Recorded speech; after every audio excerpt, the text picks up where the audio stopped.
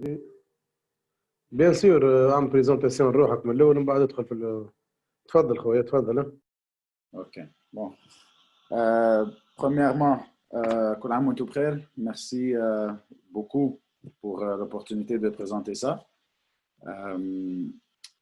Je commence. Alors, juste avant de commencer, je vais juste vous présenter un peu de moi. Alors, moi, mon nom c'est Amro Ladouane. Je suis de nationalité, mon père est égyptien, ma mère est palestinienne.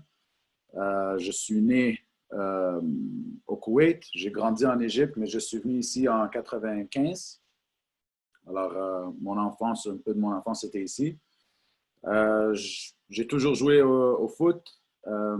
J'ai joué ici dans les ligues élites, les équipes du Québec, jusqu'à U18. Après ça, je suis retourné en Égypte pour 1 an et demi. J'ai joué là dans le centre de formation de Al-Ahli au Caire. Seulement 1 an et demi. Après ça, je suis revenu ici. J'ai continué à jouer un peu. Puis au début de mes 20 ans, je suis rentré dans le coaching. Et je dirais vers 2013, c'est où je suis vraiment rentré à temps plein. Et j'ai mis tous mes efforts, toute ma concentration dans cette passion pour apprendre, devenir un peu meilleur, puis continuer à apprendre. Et là, c'est ça que je fais pour ma vie. C'est ça que je fais à temps plein. Alors, juste avant de commencer, pour moi, cette présentation, c'était pour montrer un peu pour moi pourquoi je crois que le futsal est très, très, très important dans le développement de tous les jeunes joueurs de foot. Mais avant de rentrer dans ça, je veux juste mentionner que avant de peut-être 2-3 ans, je n'étais pas un grand fan du foot. À part que quand j'étais jeune, je jouais toujours du futsal. À part que quand j'étais jeune, je jouais dans les rues, dans les salles, je jouais tout ça toujours. Mais le futsal, en fait, comme entraîneur, je n'étais pas convaincu que ça donnait un avantage aux jeunes footballeurs. Ici, au Canada, le calendrier fait en sorte qu'en hiver, la majorité des jeunes, ils jouent au futsal avec les écoles et certains clubs.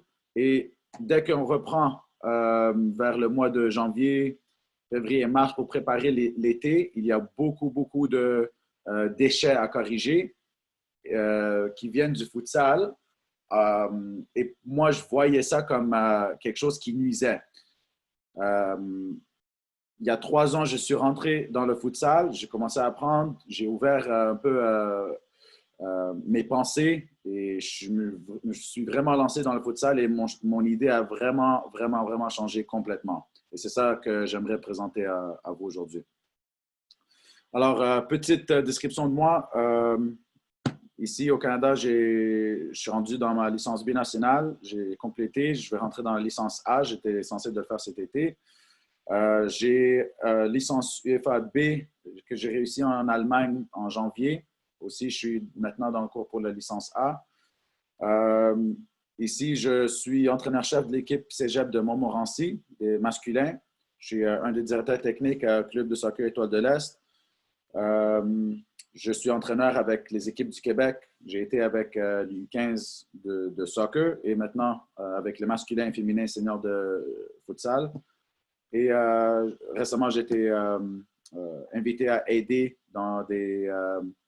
pour prendre la responsabilité des vidéos, analyse vidéo et certaines autres tâches dans l'équipe nationale de futsal. Okay. Un peu de travail dans notre club. Un club de formation civile. On est, je dirais, en ce moment, un des clubs qui envoie les plus de jeunes à l'Académie de l'Impact, par les statistiques qu'ils nous ont envoyées récemment. On est vraiment, vraiment, vraiment concentré sur le développement des jeunes. Vraiment, les habiletés techniques, donner le plus d'outils possibles pour les jeunes. Alors ça, c'est le plus de... Notre concentration est vraiment basée sur ça. J'entraînais au Collège Dawson. Maintenant, je suis au Cégep Montmorency.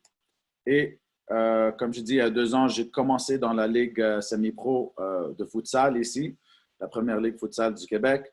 Et c'était un succès. Ça m'a appris ça m'a forcé à apprendre beaucoup plus et je continue à apprendre et développer dans le futsal. C'est ça. Alors, juste parler un peu de ma philosophie, mes croyances dans le foot, comment j'aime euh, comment j'aime enseigner, comment j'aime que mes équipes jouent. Okay? Alors, ma philosophie est basée sur jouer en essayant toujours de dominer en possession de la balle.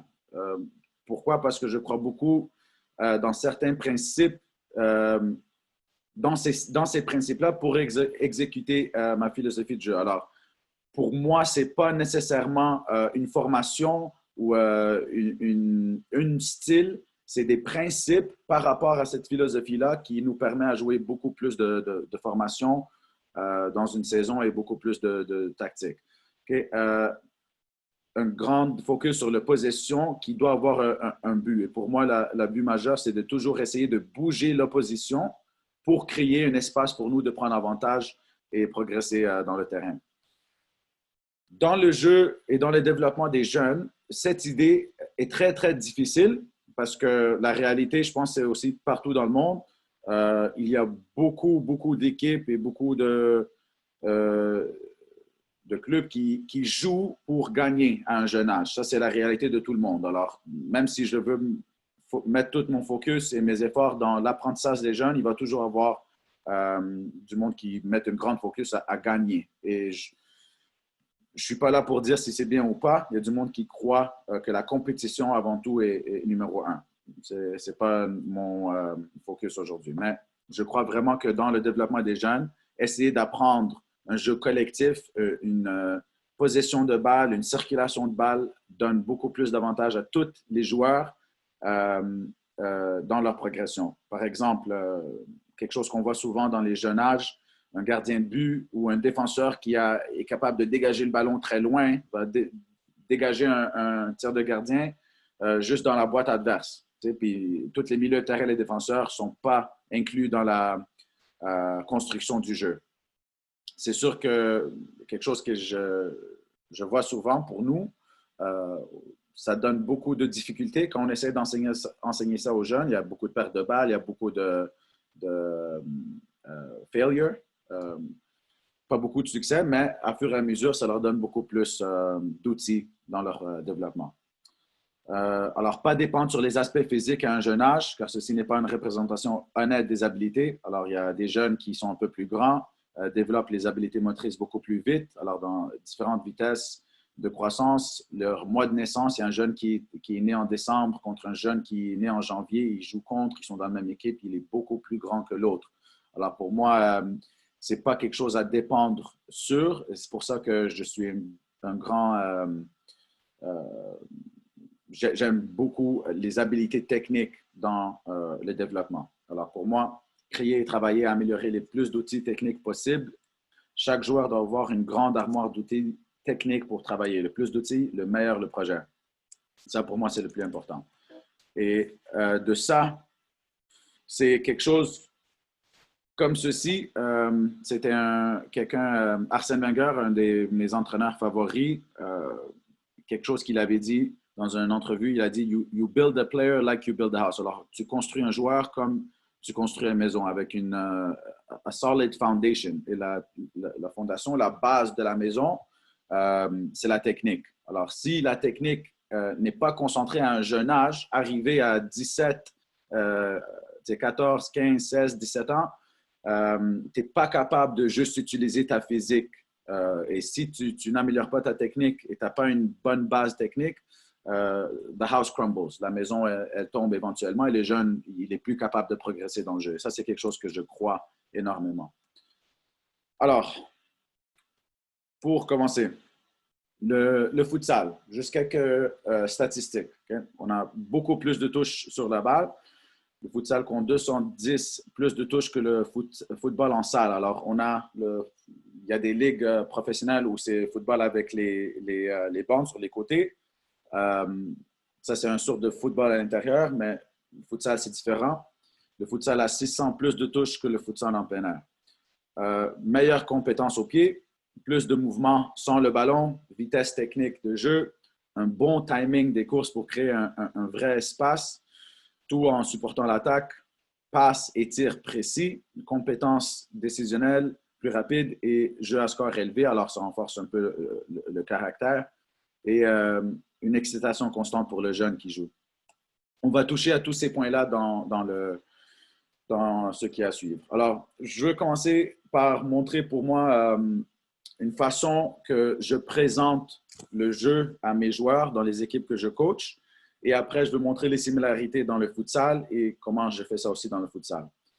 Je ne vais pas prendre trop de temps dans ça, mais c'est quelque chose que j'utilise pour moi.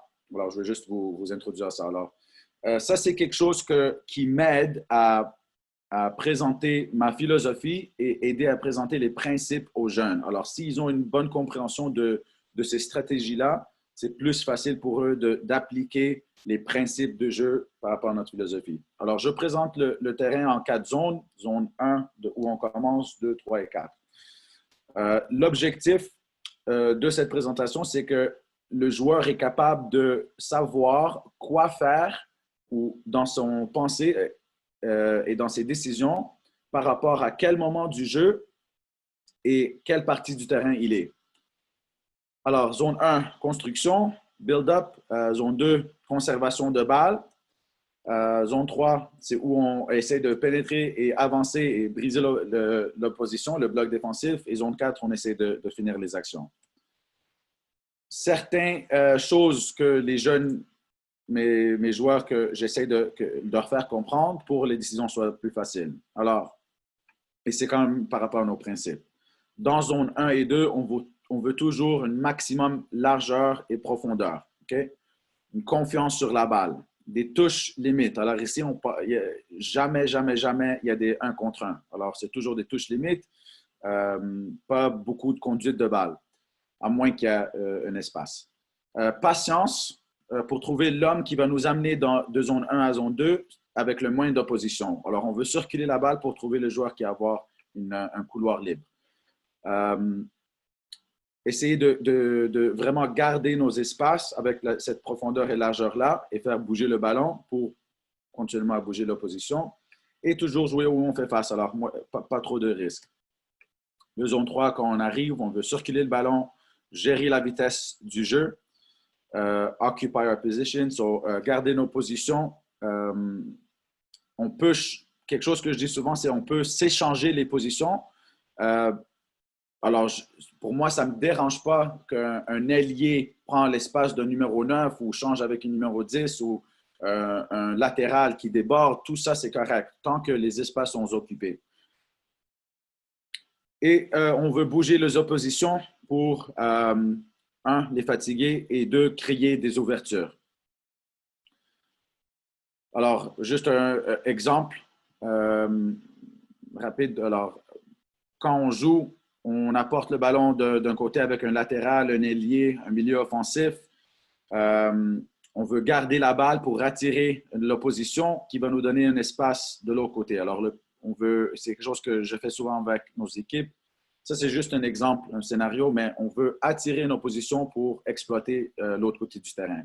Quelque chose que je dis souvent, c'est on ne veut jamais commencer une attaque sur un côté et le finir. Alors, ça, c'est quelque chose qu'on se concentre dessus. Je passe à travers ça rapidement. Alors, quand on rentre dans la zone 4, décision rapide, combinaison rapide, essayer de finir les actions le plus vite possible. Je ne veux jamais qu'on rentre dans la zone 4 et qu'on ressort. J'essaie d'éviter ça le plus possible. Tirer avec conviction, mouvement sans la balle, rentrer dans la boîte, essayer d'être une option et toujours attaquer au deuxième poteau. Du côté défensif, avec mes équipes, on a toujours une structure. Alors, on a toujours des idées dans un bloc bas ou un bloc haut. C'est toujours une structure collective. Je vous montre ça parce que tantôt, quand je rentre dans la partie futsal, c'est quelque chose qu'on voit aussi. Alors, je ne vais pas trop prendre de temps dans les détails de ça, mais c'est quelque chose de base. On a une ligne de confrontation, si c'est un bloc bas ou haut, et on a des critères à toujours avoir. Alors, il y a une pression, il y a une couverture, il y a une balance à faire. Alors ici, par exemple, quand on presse haut, on a des responsabilités. Chaque joueur dans toute l'équipe a une responsabilité. Alors, quand on travaille, et je suis sûr que vous connaissez tout ça, c'est une base. quand on presse ensemble en haut, chaque joueur a une responsabilité par rapport à nos lignes. Alors, par exemple, je vais vouloir que mon ailier, il bloque. Il y a d'autres qui vont vouloir qu'il donne la ligne pour qu'il dégage. Ça, c'est juste un exemple de ma préférence.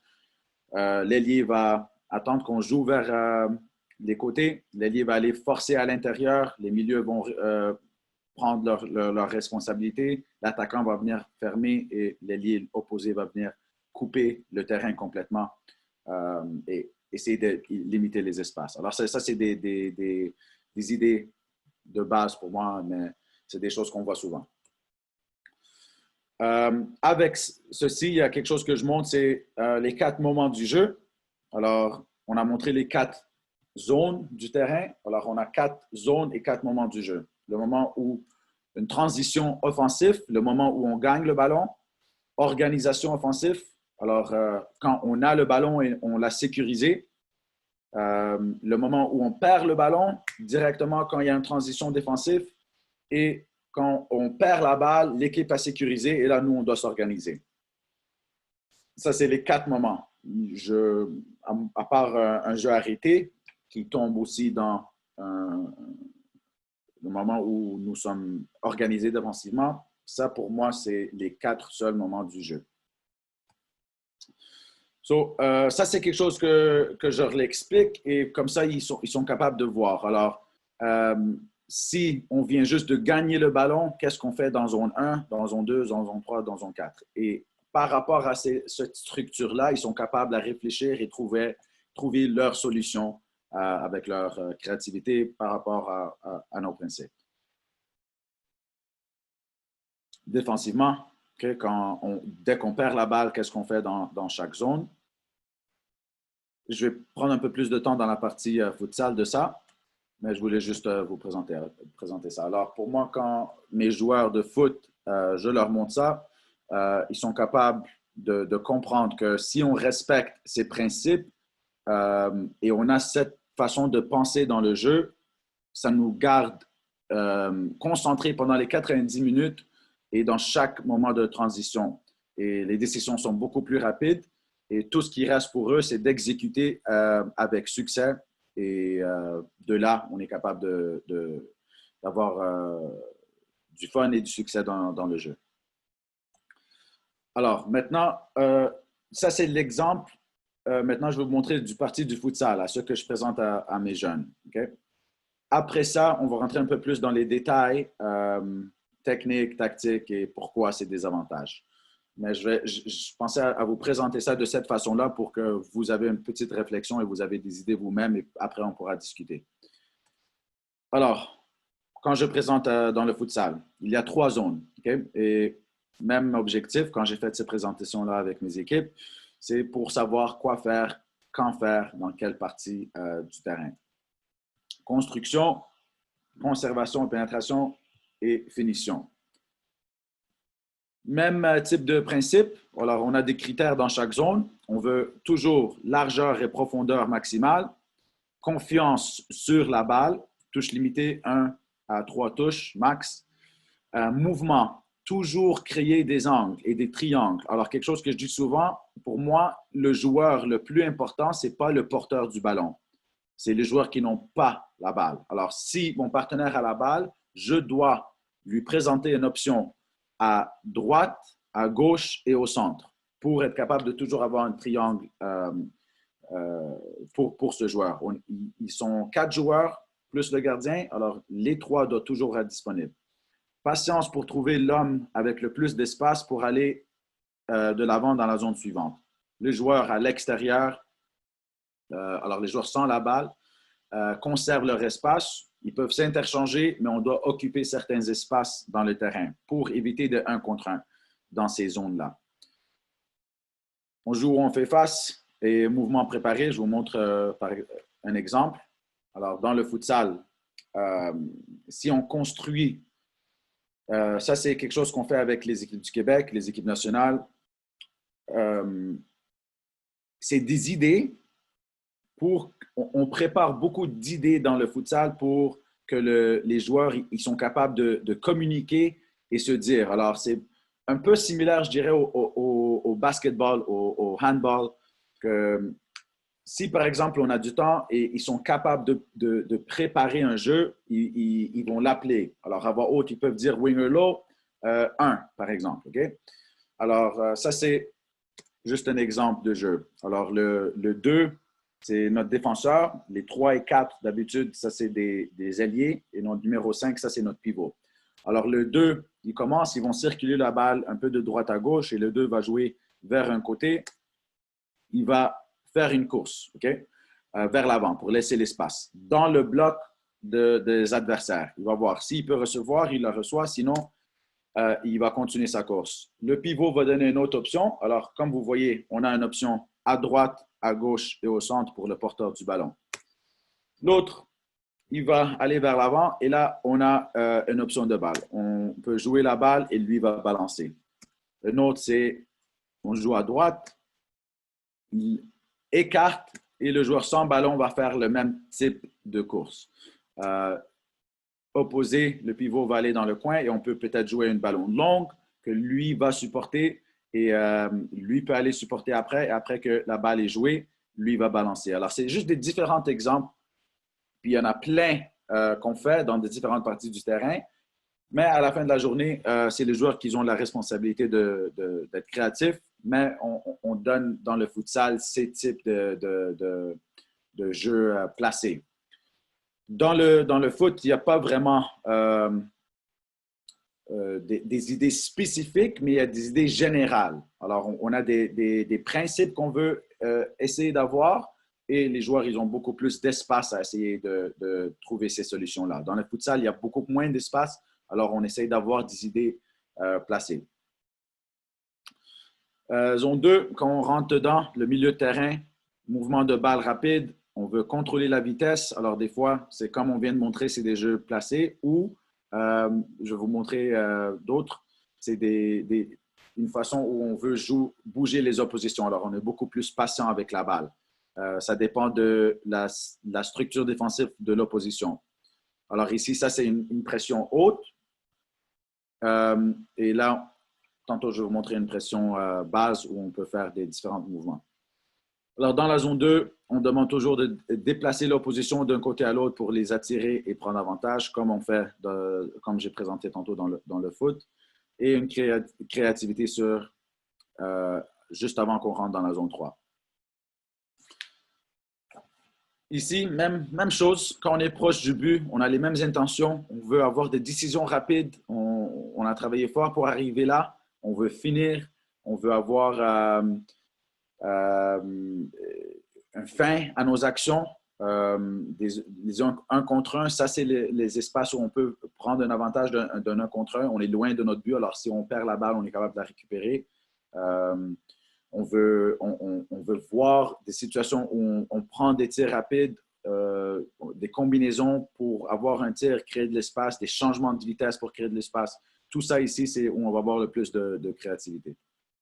Alors, un exemple, on a un bloc bas, c'est la même chose. On veut être capable d'encercler l'équipe. Et c'est la même chose. On veut circuler la balle, bouger la balle. Ça, c'est juste un exemple.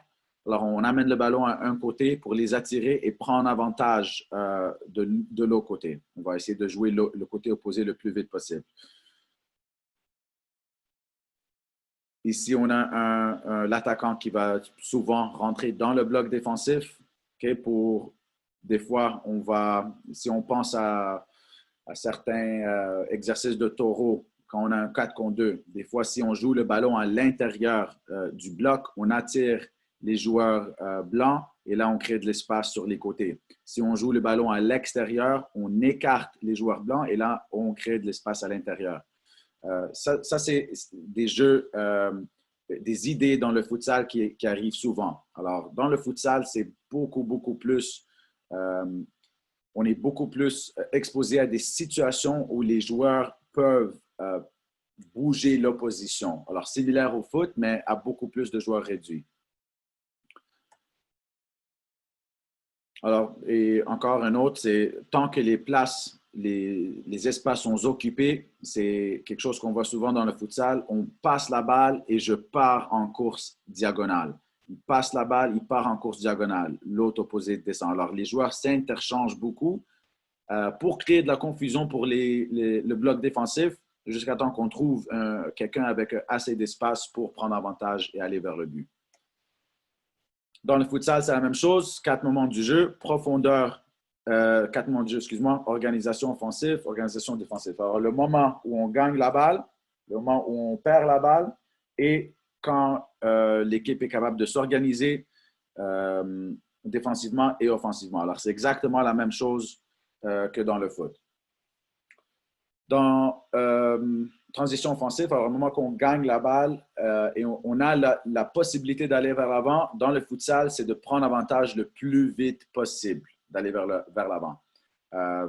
C'est un espace petit, alors on peut aller vers le but beaucoup plus rapidement. Si ce n'est pas là, on s'organise et on prépare des jeux comme on vient de voir.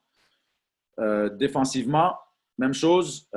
Dès qu'on perd la balle, est-ce qu'on peut presser rapidement? Il n'y a pas un grand espace à couvrir dans le futsal. Alors, dès que je perds, je veux fermer l'espace rapidement. Si ce joueur-là que je dois presser joue la balle et je suis hors position, le reste d'équipe, comme dans le foot, on ne va jamais aller, si on est dans une situation de surnombre, on va delay, alors on va reculer pour donner le plus de temps à nos coéquipiers de revenir et aussi fermer l'espace pour l'opposition à prendre avantage. Alors, on revient vers notre but et fermer l'espace et là, on peut rencontrer le ballon. Très, très, très, très similaire au foot.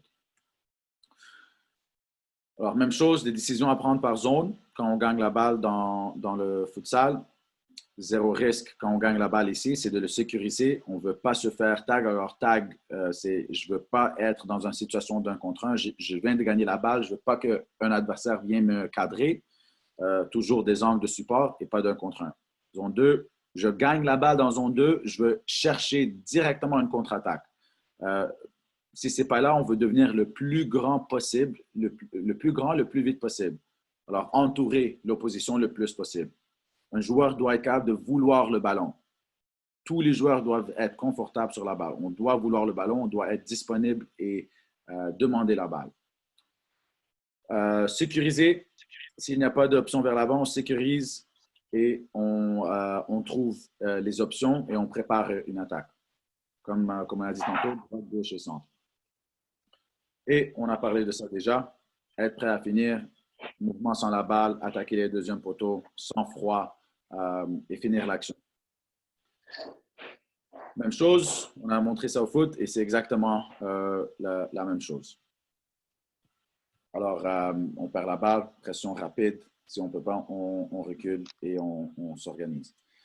Là, c'est quelque chose que je veux montrer et parler un peu plus en détail. Alors, ça, c'est un exemple, comme on a vu dans les structures défensives, le bloc défensif au foot. Si moi, je suis un attaquant et on presse haut dans le soccer, dans le foot,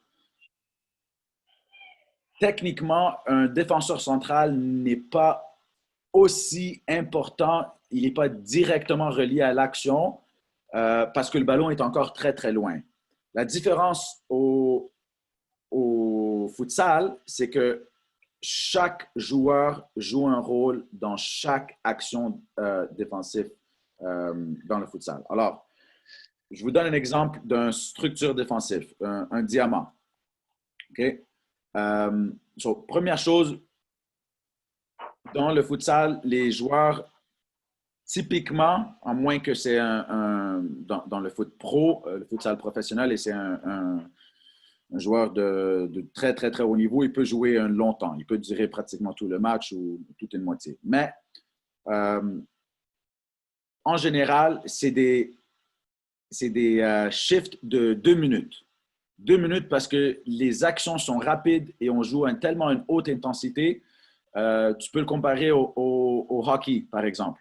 Tu joues 2 minutes haute intensité, spécialement défensivement. Par exemple, pour moi, j'aime presser haut dans mes équipes de futsal. Alors, on veut le ballon rapidement. Alors, les chiffres ne sont pas plus que 2 minutes. Alors, tu dois travailler très, très, très rapidement à une haute intensité et tu ne peux pas durer plus que ça. ici, je vous montre un exemple. OK? Alors, dans le bloc défensif, le joueur ne va pas trop courir. Il y a une rotation de ce diamant. Okay? Alors, le joueur le plus proche rencontre la balle. Et les autres doivent bouger rapidement pour fermer les espaces que ce joueur-là va laisser. Alors, c'est une rotation de diamant. Je vais vous montrer ici. So, ligne d'engagement, on va attendre que, ça c'est moyen. Moi, d'habitude, je le fais moyen ou peut-être aussi plus haut. Ça, c'est un système qu'on utilise avec l'équipe nationale. L'équipe nationale, il joue en qualification contre des équipes qui sont beaucoup plus habiles techniquement. Alors, ils ne vont pas souvent toucher au ballon. So, la plus grande focus pour notre équipe nationale, c'est le travail défensif. So, eux, ils ne vont pas trop presser haut, ça va être moyen ou des fois bas. Alors, on laisse position à l'autre équipe et on commence à s'engager, on commence le pressing à ce niveau-là. Ça, c'est le diamant. Okay? On veut laisser les espaces autour, mais jamais, jamais, jamais rien à l'intérieur. Parce que le moment qu'un joueur reçoit la balle à l'intérieur, tous les autres vont être attirés et notre structure est finie. Alors, ça, c'est quelque chose qu'on voit souvent. Si la balle est là, ce joueur-là devient le rencontre du ballon. Alors, si ici, la balle est là, c'est lui qui va aller rencontrer. La balle bouge ici, il ne va pas suivre. Le diamant doit toujours bouger. Alors, lui devient le haut du diamant. Quelque chose qu'on dit souvent, c'est le joueur opposé du joueur qui rencontre la balle devient le bas du diamant. Alors, juste pour remontrer, ici, ça c'est notre attaquant. En ce moment, lui est le bas du diamant. Lui va aller rencontrer la balle, lui devient le bas. Alors, lui doit couvrir cet espace. So, lui transitionne, lui vient couper la ligne et lui vient couper ici. Si la balle vient là, lui va remonter, lui revient là, lui devient le bas du diamant. Le premier joueur doit rapidement, en sprint, c'est une sprint à 200% dans le futsal, pour fermer l'espace et pas lui laisser progresser vers l'avant. On veut que Rui joue vers l'arrière ou autour. Les autres joueurs doivent aussi rapidement travailler pour revenir fermer les espaces. Il ne peut pas juste, pas à cause que la balle est sur l'autre côté du terrain, que je peux me permettre à jog ou courir plus lentement à l'intérieur comme au foot. On voit souvent s'il y a un changement de balle dans le foot, l'ailier droit ne va pas revenir en sprint vers l'intérieur, il va prendre un peu de temps parce qu'il peut se permettre. Il y a moins de joueurs, il y a moins d'espace, les 4 joueurs sont toujours inclus dans l'action. So, s'il y a une bonne pression de balle, les autres, on demande de tout de suite monter avec le presseur de balle. Si il est loin de la balle, les autres vont toujours rester un peu plus bas pour éviter qu'on se fait split, qu'il y ait un ballon qui est joué à l'intérieur de notre diamant. So, ici, on voit on est très, très bas. La balle est jouée ici. Alors, je l'avais agrandi un peu, alors ce n'est pas très précis. Mais si la balle était ici avec ce joueur-là, lui rencontre, lui ferme la ligne pour qu'il n'y ait pas d'accès et les autres, ils sont là. Alors, le diamant est encore là, un peu moins étroit. Même principe que dans le foot, on essaie toujours de couper le terrain. Alors, le plus proche au ballon, il va pour arrêter le progrès et les autres occupent les positions pour couvrir. Alors, c'est la même chose dans le foot qu'on dit souvent, les mêmes principes. Je presse, l'autre à côté, il couvre et l'autre, il balance, comme dans un bloc défensif. Si mon ailier gauche va aller rencontrer la balle, le milieu de terrain va couvrir, l'autre milieu de terrain va couvrir et l'autre ailier va balancer un peu plus haut que les deux milieux de terrain pour être capable d'aller vers l'avant. Alors, les principes sont similaires, mais ce que je préfère dans le futsal, c'est que dans chaque action, tous les joueurs sur les terrains sont incorporés, ils sont importants. So, même chose, 3 zones et 4 moments. Et ce n'est pas 90 minutes, c'est 50, mais c'est les mêmes choses. S'ils sont capables de respecter ça, on a plus de succès. Un exemple de note d'avant-match, très similaire que quelque chose que vous voyez dans un vestiaire de foot. Ligne de pression, des petites notes, on veut les ralentir la progression.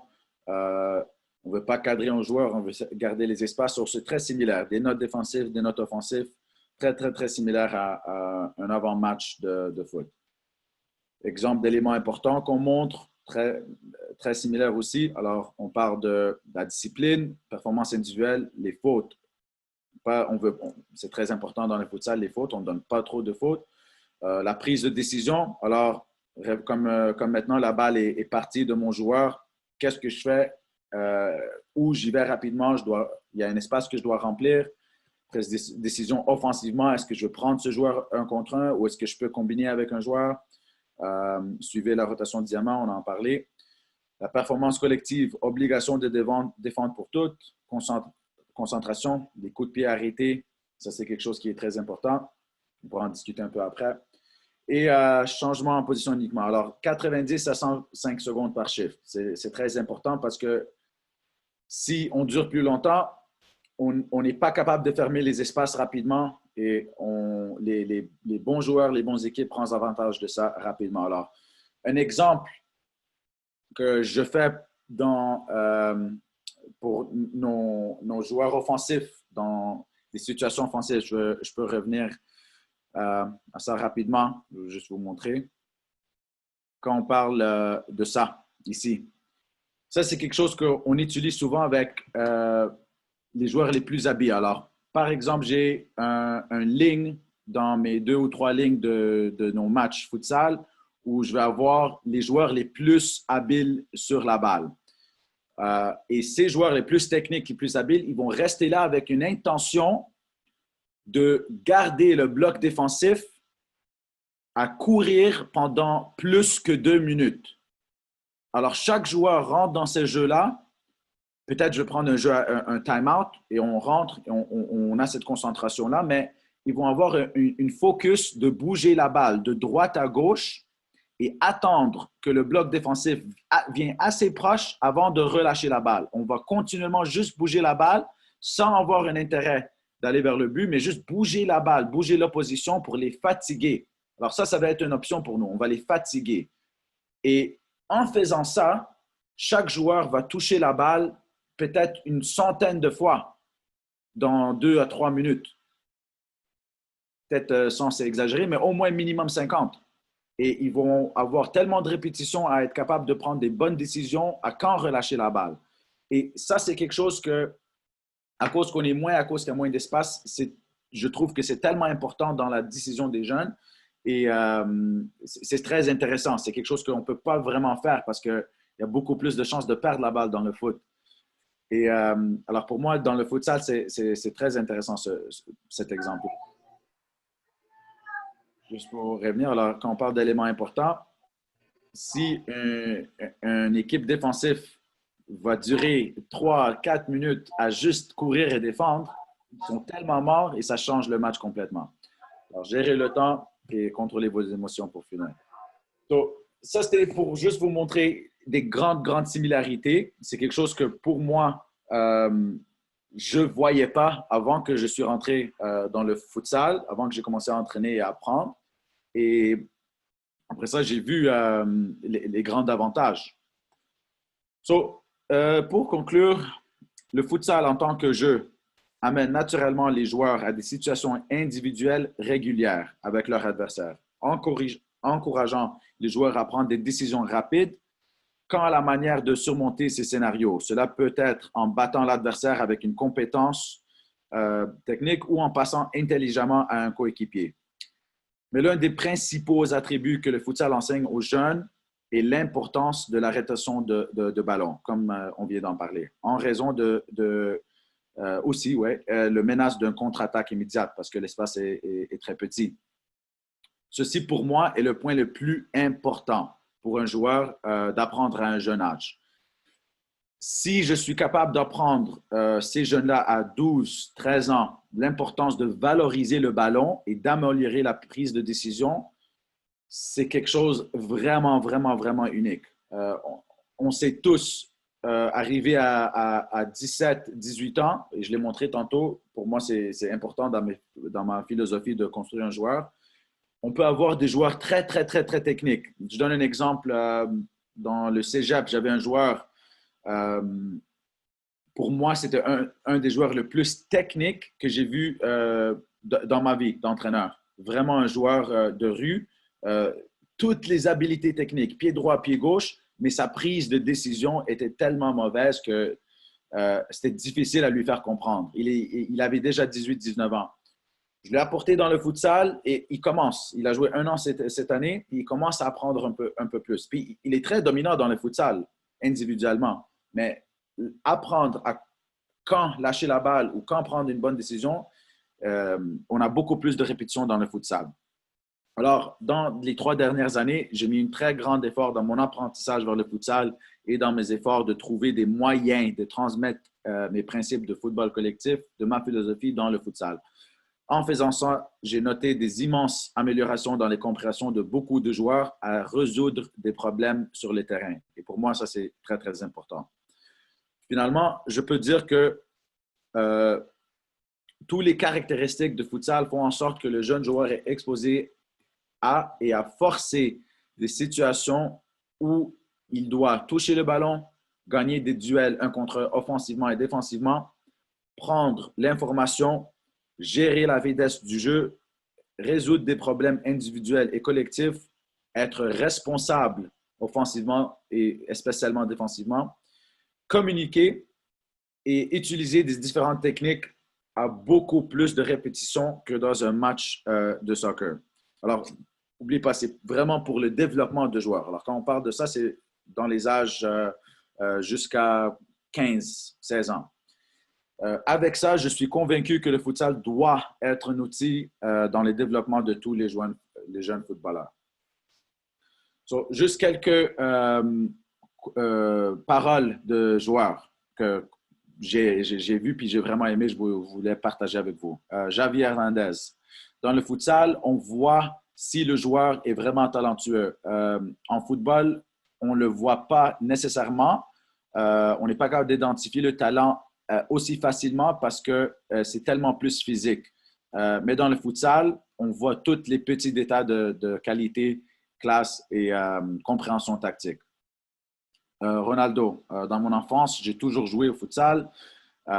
L'espace réduit m'a aidé à améliorer mon contrôle de balle. Et quand je jouais au futsal, je me sentais libre. Si ce n'était pas pour le futsal, je ne serais pas le joueur où je suis aujourd'hui. Celui-là, c'est lui que, pour moi, le plus important. Et ça, c'est le message que je répète. Micah Richards, pas le joueur le plus technique. C'est latéral, il jouait avec Manchester City. Vraiment costaud, joueur qui utilisait toutes ses habiletés physiques. Et lui, il dit, j'ai amélioré ma technique en jouant au futsal. Ça t'aide à être plus calme et composed, plus calme sur la balle. Ça, c'est tellement important. Et l'exemple de ça, on touchera un peu juste après, c'est la semelle, on retournera. Louis Holtby, international allemand, jeune joueur peut apprendre beaucoup du futsal. Le ballon lourd fait en sorte que ça reste en jeu plus long. Les passes, les interchanges de position finissent tous souvent par un but. Alors, le mouvement sans ballon, quelque chose qui est important dans le zone 4, proche du but dans le futsal. Et Ronaldo, phénoménal, 9. J'avais besoin de très bons pieds en jouant au futsal parce que tu es toujours en train de devoir battre des défenseurs dans un petit espace. J'ai toujours aimé le défi de jouer dans tellement un espace réduit.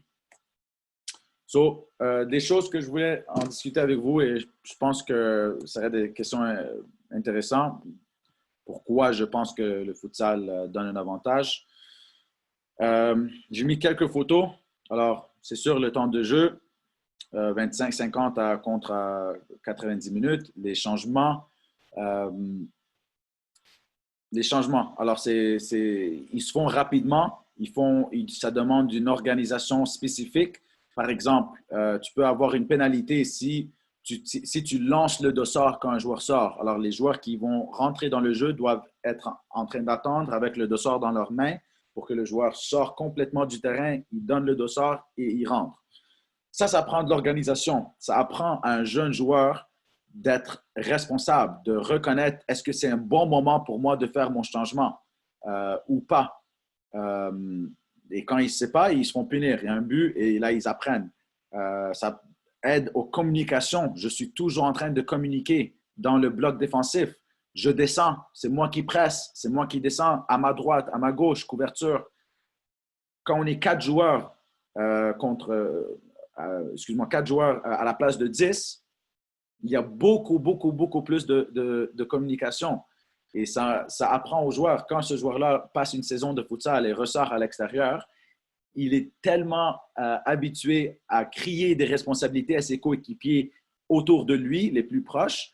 Et c'est quelque chose que, comme entraîneur, souvent, je suis sûr que vous tous, vous avez eu la difficulté à apprendre à vos joueurs à parler, à donner la responsabilité à d'autres, à crier contre leurs coéquipiers parce que c'est important. Ce n'est pas toujours mauvais de crier à nos coéquipiers. Et ça, c'est essentiel dans le futsal. Les techniques importantes. Ici, je note ça, je montrais la photo à Ricardinho, la semelle de balle. Pourquoi je pense que c'est tellement important la semelle de balle au futsal? Parce que au foot, quand je prends une mauvaise touche et la balle est un peu loin de mes pieds, ça invite une pression. Ou si elle n'est pas assez sortie de mes pieds, quelque chose qu'on dit souvent, sors le ballon de tes pieds. Si le ballon est en dessous de moi et collé à mes pieds et je dois regarder par terre, j'invite la pression. Si je regarde la balle, j'invite la pression. Moi, comme défenseur, si je vois un joueur qui regarde la balle et regarde par terre, je cours en toute vitesse. C'est un moment pour moi d'aller presser. Il n'a pas la balle sous contrôle. Au futsal, comme au soccer, s'il a une bonne première touche et il a la tête levée, je ne vais jamais courir en pleine vitesse parce que je vais me faire battre. Au futsal, j'ai la balle sur mes pieds et je saute avec le pied d'appui, comme cette photo-là ici. Je ne vais pas courir en pleine vitesse. Alors, ça apprend aux joueurs d'utiliser la semelle pour ralentir le jeu, être capable de reconnaître et comment ralentir l'opposition. Ça donne la confiance aux joueurs.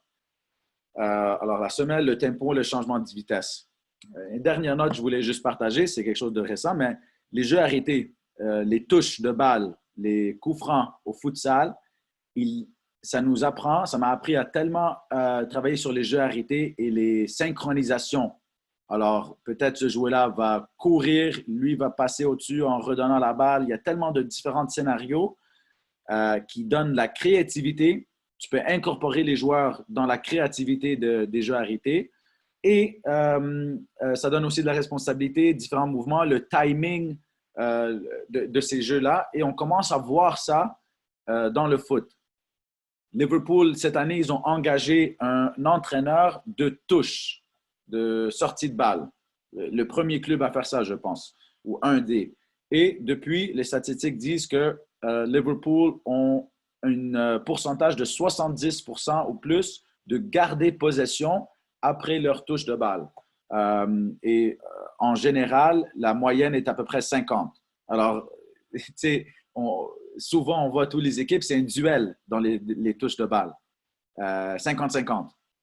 C'est 50%, c'est 50-50. C'est toujours un duel. Qui va sauter plus haut, qui va contrôler le ballon plus vite. Mais Liverpool, si vous voyez, il y a plein de vidéos qui font des montages de ça sur YouTube, vous pouvez voir. Ils font des blocs, ils font des screens comme au basket. Il y a des deuxièmes courses, ils ont des jeux arrêtés, préparés. Et de là, ils gagnent la balle sans opposition et ils sont capables de progresser. So, ça, c'est quelque chose de similaire. So, pour moi, c'est tout. J'essaie de garder ça court pour on en discute. Mais c'est ça, pour moi, c'est tout. Et c'est pour ça que je pense que il y a un grand avantage pour les joueurs de foot, de jouer au futsal à un certain moment de l'année, dépendamment du calendrier. Merci beaucoup, Amro, pour la présentation. Merci à vous. On passe pour les questions. Aurab, c'est Mohamed Aurab. Ouais, salam alaikum, Nescol, ça a comme on Aït Mabrouk. Bonsoir, Amro. Bienvenue dans notre groupe des entraîneurs tunisiens. Merci pour votre présentation. Je suis entraîneur du gardien, donc je vais poser des questions concernant mon domaine. Si vous avez Oui. une idée sur la différence entre le gardien de but de futsal et le gardien de but de football à 11, peut-être c'est quoi la différence entre les deux profils? Je te donne l'exemple ici dans la ligue semi-professionnelle, par exemple. Tous les joueurs, tous les gardiens, c'est aussi des gardiens à l'extérieur. Et les avantages dans le futsal, ils ont beaucoup plus d'action, beaucoup plus de tirs. Ils sont toujours dans le jeu aussi. Et comme un joueur, ils sont souvent incorporés dans l'organisation défensive spécialement.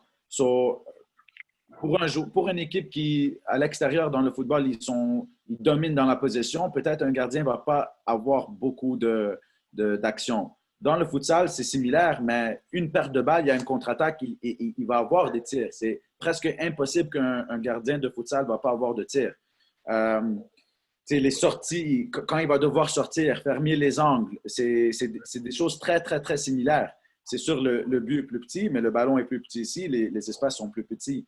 Alors, je crois vraiment qu'il y a un avantage pour les gardiens de jouer dans l'aspect psychosocial parce qu'ils communiquent toujours beaucoup, beaucoup, beaucoup plus. Et on sait que c'est une réalité que dans les gardiens de but sont dépendamment de la personnalité, mais majoritairement, ils ne sont pas toujours apparemment, excuse-moi, à part que quand ils sont incorporés, ils ne sont pas toujours très partis du groupe. Peut-être c'est une généralité que je fais, mais dans le futsal, c'est les plus importants. Ils sont toujours en train de parler et organiser défensivement. L'autre chose, c'est dans le futsal, le gardien doit être habile avec la balle. Un règle, c'est qu'on peut seulement lui passer la balle une fois dans notre zone. Mais si tu perds par un but, et c'est quelque chose qu'on voit souvent, le gardien, s'ils sont dans le moitié offensif, il peut rentrer. On peut donner, dans les 2 dernières minutes, on perd par un but. Mon gardien a une super frappe de balle. Il a une bonne technique de frappe. Il va devenir un joueur et on donne un dossard à un autre joueur. Et là, on joue 5 contre 4. Le gardien, il rentre dans le moitié offensif et il joue. Il touche la balle comme les autres. Il est exposé à cette pression-là qu'il ne va jamais avoir dans le foot. Pour moi, c'est un avantage comme tous les autres joueurs qu'un gardien aussi il joue dans le futsal. Donc, d'après votre explication, il y a des avantages au niveau du futsal. Il est sous pression, il est beaucoup plus sollicité. Il joue beaucoup avec ses pieds, c'est similaire au football à 11. Oui. Mais juste qu'il y a des différences au niveau des techniques. Vu les normes de la cage, il y a des différences Oui, au niveau technico-tactique. Oui, Voilà. c'est sûr. Donc, ça m'amène à une deuxième question et dernière question, s'il te plaît. Est-ce qu'on peut convertir un gardien de futsal pour un gardien de football à 11 ou l'inverse? C'est intéressant. Je ne sais pas. Si je suis honnête, je ne serais pas la meilleure personne à te répondre ça. Ça serait un entraîneur de gardien de futsal. Mais mon opinion, ça serait oui. Et c'est une réponse peut-être qui est mauvaise, mais moi, je pense que oui, parce que le gardien de futsal, il travaille sur ses angles. Beaucoup, beaucoup, beaucoup, beaucoup, beaucoup. Tellement de répétitions. Et c'est quelque chose qui est important dans le foot. Alors, j'imagine que oui. Mais pour être honnête, je ne serais pas la meilleure personne de te répondre à cette question-là. Merci pour votre présentation encore une fois et bon temps. Merci beaucoup. Merci, Hassan. يعطيك الصحة محمد. تو سينوف الحجاج وبعده سيفيا. تفضل سينوف. خذ راحتك. السلام عليكم. عليكم السلام. Ça, شربتكم pour العباد اللي شقوا فطارهم. احنا comme d'habitude, on est toujours les derniers. Donc, je vous remercie d'abord, Amr, pour la présentation. J'aurai plusieurs points après l'accord de M. Hatem et deux autres amis, parce que peut-être que je vais un peu accaparer un peu la parole pour un certain temps. Je vais partir du fait que j'ai presque, pas exactement, mais un peu le parcours que vous faites, parce que je suis à la base coach de soccer au Canada aussi. Et pendant l'hiver, pour arrondir un peu comme deuxième second job, je fais du futsal. J'ai coaché du futsal pendant quelques années. Et même, j'ai eu plus de titres en futsal qu'en soccer, même si je ne suis pas spécialiste. C'est pour ça que je vais discuter avec vous quelques points. Donc, au départ, je ne suis pas spécialiste dans le futsal. Je n'ai pas vraiment la tactique et tout. Moi, ce que je faisais pendant mon passage, j'ai eu deux championnats avec des gars et une avec les filles. Lorsqu'on attaquait, on se positionnait toujours en diamant. Et on essayait toujours de chercher, je vais parler en soccer, l'avant-centre, qui est le pivot, qui joue sur toute la largeur du terrain et qui me sert comme un appui pour faire rentrer ensuite les deux ailiers ou même le central. Maintenant, pour défendre, je défendais généralement en fonction de l'adversaire. S'il prenait deux défenseurs qui tiraient de loin, parce que c'est aussi très fréquent en futsal qu'on tire de loin, je bloquais, je mettais toujours deux joueurs sur eux pour bloquer les tirs. Donc, c'est un peu l'approche. Donc, je n'ai pas vraiment une tactique très précise. Avant de commencer dans les questions, parce que Mohamed Ourab vient de poser la question des gardiens, je vais commencer par là. Il voulait savoir, au fait, c'était quoi les différences. Moi, ce que je peux ajouter à ce que vous avez dit, Amr, pour le gardien, je ne sais pas si Mohamed est encore là, il y a deux autres avantages. Il y a un avantage par rapport au fait que les joueurs sont vraiment à proximité du gardien. Les situations sont toujours très proches du gardien par rapport au soccer normal. C'est toujours 1 mètre, parfois 50 cm, 1,5 mètre. On joue toujours dans comme surtout avec les équipes qui jouent des passes courtes vite et qui essayent de pénétrer. Deuxième avantage pour un gardien en futsal, c'est d'améliorer ses réflexes. Parce qu'il est pratiquement toujours masqué par une foule de joueurs devant lui. Il voit toujours le ballon au dernier moment. Il n'a pas vraiment le temps de regarder le ballon depuis qu'il est sorti du pied du tireur jusqu'au bout. Il y a toujours des obstacles visuels. Donc, je pense qu'il peut s'améliorer. Pour aussi répondre un peu, donner mon avis plutôt à Mohamed Ourab, est-ce qu'on peut passer d'un gardien futsal, etc. De mon expérience en futsal, j'avais une équipe U16 et il y avait un gardien U16 qui était l'un des meilleurs à l'époque au Québec. C'est un Arménien, mais en futsal, il n'était pas bon. Il jouait, c'est-à-dire que c'était un joueur de champ, malgré qu'à l'extérieur, au soccer, il fait partie de Teams Québec et à 11, je parle. Mais pourquoi? Parce qu'il n'a pas la possibilité de faire les mêmes arrêts, les mêmes plongeons, les mêmes extensions, tu vois. C'est plus les mêmes techniques. Donc, moi, ce que je pourrais peut-être donner comme avis à Mohamed Ourab, c'est que le passage de futsal à soccer pour un gardien est plus facile que le contraire. Donc, ça, c'est le point des gardiens. Je voulais enchaîner avec Mohamed Ourab. Maintenant, je vais reprendre quelques points. Donc, vous avez parlé davantage d'un joueur de futsal pour passer au soccer. Moi, personnellement, les 3 grands avantages que je vois réellement, c'est d'abord sur le plan cognitif. Le futsal, vu que l'espace est très restreint, qu'il y a toujours une pression, tu n'as pas le temps de trop réfléchir, même peu réfléchir, tu dois trouver toujours une solution au ballon. Donc, ça fait que les transitions que tu dois faire entre ton geste défensif et ton geste offensif doivent être très rapides, sinon tu vas te trouver avec un ou même deux adversaires. Donc, il y a ça. Il y a le fait que tu touches beaucoup plus en tant que joueur le ballon. Et on sait que le foot, tous les joueurs veulent toucher le maximum le ballon. Au futsal, tu as cette opportunité. Il y a 4 joueurs de champ, donc tu touches pratiquement à chaque attaque, tu as une chance de toucher au ballon. L'autre avantage, c'est que tu es toujours en mouvement. Tu dois toujours défendre, toujours attaquer. Pas comme le foot où, par exemple, si tu es en possession, les deux axiaux n'ont pas vraiment un grand travail à faire, sauf quelques remises de relance. Si tu es en position défensive basse, l'attaquant, l'avant-centre, il est plus en train de trouver des espaces. Donc, c'est ça les très grands avantages et j'aimerais avoir votre avis sur ce point. Je ne sais pas, Hatem, est-ce que je continue avec les 2 points ou là, à chaque fois, on a des réponses?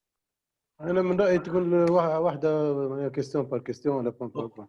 OK. Donc, par rapport à ces avantages. OK. Donc, Amr, je pense qu'on va aller doucement. Oui. OK. Donc, je vais m'arrêter à ce point. Ensuite, je vais continuer. OK. So, premièrement, il y a des… En ce moment, pour le premier point que tu avais fait, en ce moment, le futsal, il y a encore au niveau d'apprentissage ici au Canada. Alors, la majorité des jeunes qui jouent, ils jouent encore au soccer intérieur. Alors, ils ne sont pas encore en train de jouer au futsal avec les demandes de futsal.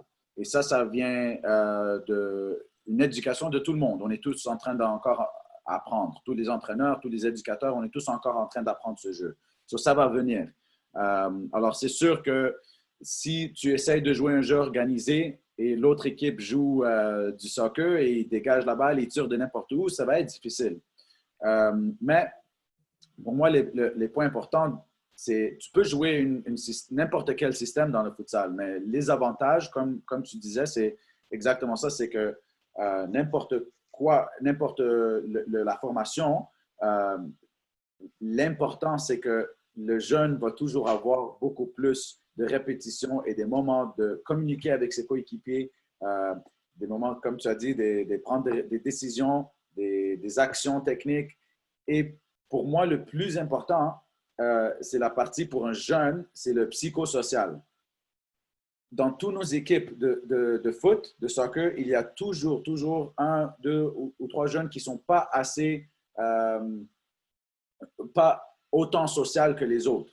Il y en a qui sont un peu plus réservés et n'en parlent pas avec les autres. Et ça, ça arrive. Et il y a des joueurs que ils vont pas toujours, ils vont rester un peu, ils ont moins de paroles, ils sont pas trop dans le jeu.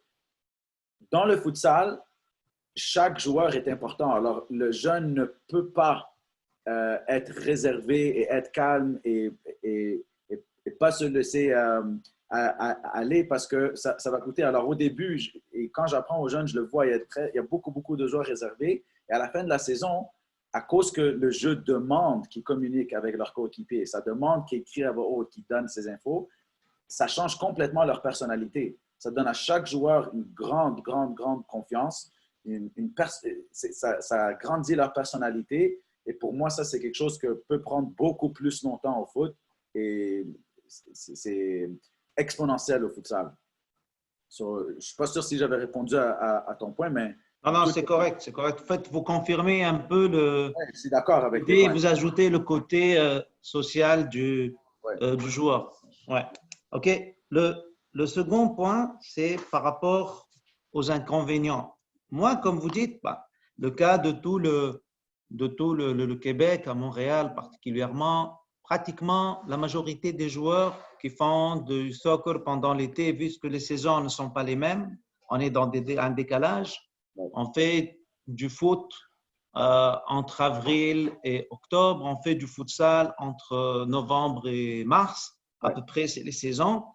Donc, pratiquement tout le monde est dans le cas. tout le monde fait du foot et du futsal en même temps. J'ai quand même beaucoup d'inconvénients que je suis en train de remarquer chez les joueurs qui arrivent des activités de futsal. D'abord, c'est que sur le plan mental, ils ont tendance toujours à trop demander le ballon, même s'ils ne sont pas dans l'action. C'est comme s'ils sont à 4 alors qu'ils sont à 11. En arrière gauche, moi, dans mon principe, moi, je veux une progression de la balle courte. Je veux que tout le monde monte en même temps dans la construction. Donc, par exemple, un ailier droit qui est en train de faire l'appel sur l'ailier gauche, l'arrière gauche à chaque fois qu'il prend le ballon, ce n'est pas mon truc de jeu, mais on le trouve fréquemment. Ça, c'est le premier inconvénient que je trouve. Le deuxième, c'est par rapport à la conduite de balle. Plusieurs joueurs, surtout lorsqu'ils cherchent le 1 contre 1, ils font des conduites de balle semelles et sur un terrain, tu sais qu'à Montréal, nous avons des terrains, parfois on joue sur du synthétique, la majorité des cas, mais on joue aussi sur des terrains naturels.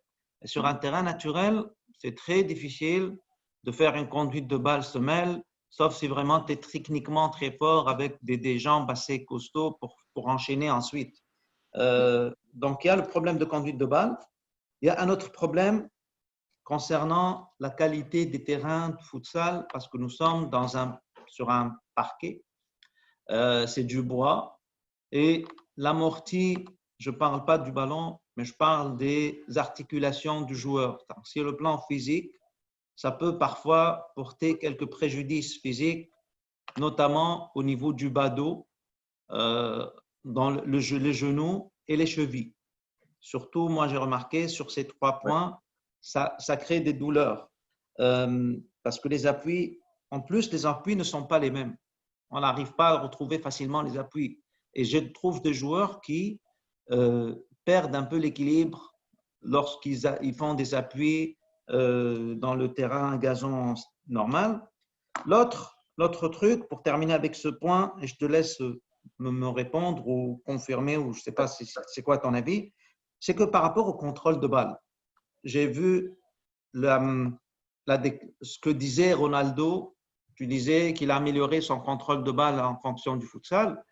Réellement, Amr, même si c'est Ronaldo, je ne suis pas très d'accord avec lui. Pourquoi? Parce que Hatem va me mettre dehors et me dit si tu n'es pas d'accord avec Ronaldo, avec qui tu vas être d'accord? Mais je vais te dire pourquoi. Parce que en futsal, le ballon, c'est une taille 4. À l'extérieur, en foot, c'est taille 5. On est d'accord. 1. 2, la pression, elle est de 30% moins. À l'extérieur? Ça veut dire dans le poids. On est à 70% d'un… Ouais. Donc, c'est plus facile sur un parquet avec un ballon plus lourd de faire un contrôle qu'à l'extérieur avec un ballon plus rapide. On est d'accord. Donc, le mot améliorer le contrôle, par contre, je pense que c'est ici où il y a la différence. سامحني نوفل سامحني ثم السكريه اللي هي ما تبمبيش الكره راه اون بليس دو سا هذاك الوجد هذاك خاطر على البوا هي علاش ما تبمبيش خاطر فيها 30% moins d'air. Donc, pour te dire qu'il y a une confusion, ce que tu disais tout à l'heure était vrai par rapport à ce qu'on jouait du soccer en salle ou du futsal. Il y a une différence énorme là-dedans. Ouais.